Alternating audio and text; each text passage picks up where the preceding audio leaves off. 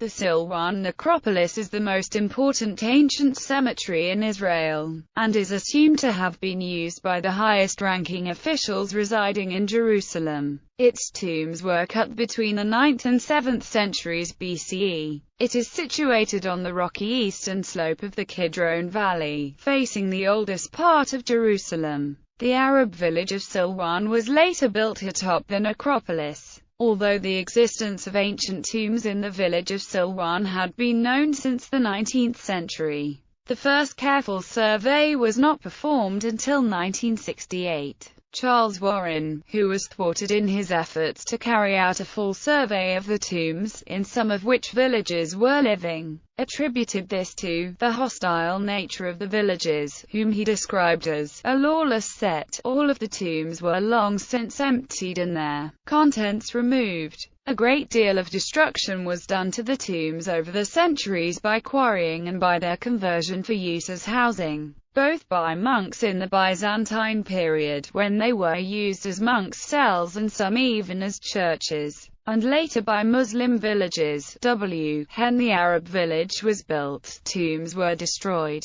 incorporated in houses or turned into water cisterns and sewage dumps. Significance: the necropolis is an archaeological site of major significance. In the 19th century it contained some 40 rock-cut tombs of distinguished caliber, of which most were still preserved by the late 1960s. The inscriptions found on 3 of the tombs are in Hebrew. The architecture of the tombs and the manner of burial is different from anything known from contemporary Palestine. Elements such as entrances located high above the surface, gabled as ceilings, straight ceilings with a cornice, trough-shaped resting places with pillows, above-ground tombs, and inscriptions engraved on the facade appear only here. The stone benches on which bodies were laid out and the small square entrance doors are similar to those found elsewhere in Judah. Attribution believes that the architectural similarity to building styles of the Phoenician cities validates the biblical description of Phoenician influence on the Israelite kingdoms. If the ancient Israelite kingdoms followed the practice of other West Semitic kingdoms,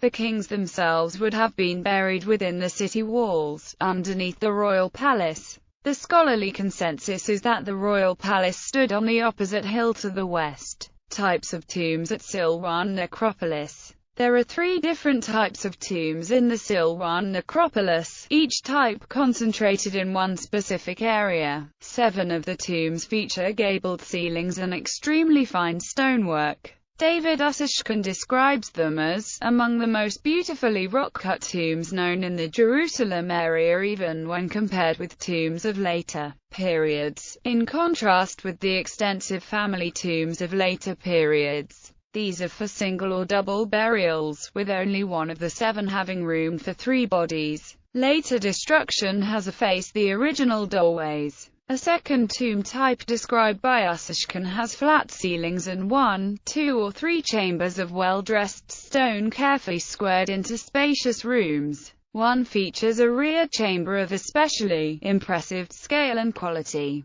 There are tombs combining characteristics of the 2 described here above. The third type consists of just 3 magnificent, monolith tombs, now located in the northern part of the village. These have been carved out of the cliff to create freestanding buildings above the underground burial chambers. Hebrew inscriptions survive on these 3 tombs. These are the only ancient inscriptions that survive in Silwan. The following are the 3 monolith tombs. Tomb of Pharaoh's daughter. The most famous of the ancient rock-cut tombs in Silwan is the finely carved monolith known as the Tomb of Pharaoh's daughter. It is the only one of the 3 freestanding tombs in which the above-ground chamber survives. Although the pyramid-shaped roof is missing because it was quarried for stone, the ceiling is gabled. Tomb of the Royal Steward. Another notable tomb, called the Tomb of the Royal Steward, is now incorporated into a modern period house in the main street of the village. At one point plastered for use as a cistern, in 1968 it was in use as a storage room. It was discovered in 1874 by Charles Simon Clermont-Ganneau. The ancient inscription reads, "This is the tomb of Yahoo who is over the house. No silver or gold is here but in the bones of his Amma. Cursed be the man who opens this." The first part of the Hebrew name is effaced, but it refers to a Judean royal steward or chamberlain.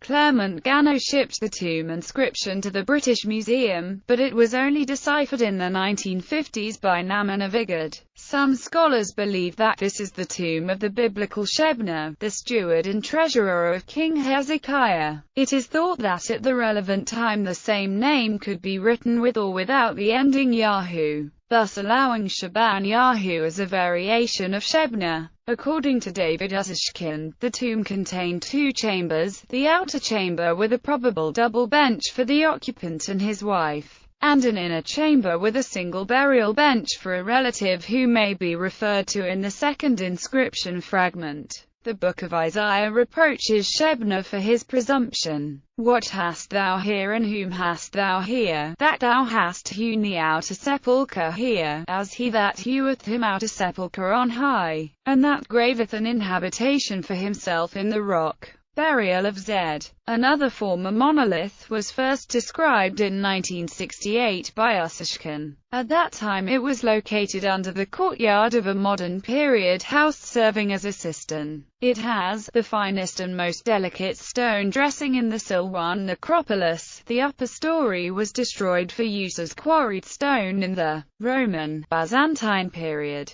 Only a small section of the inscription survived to be recorded by Ussishkin. The first line is, "This is the burial of Zed." The second line, "Uop ends." The third line was illegible.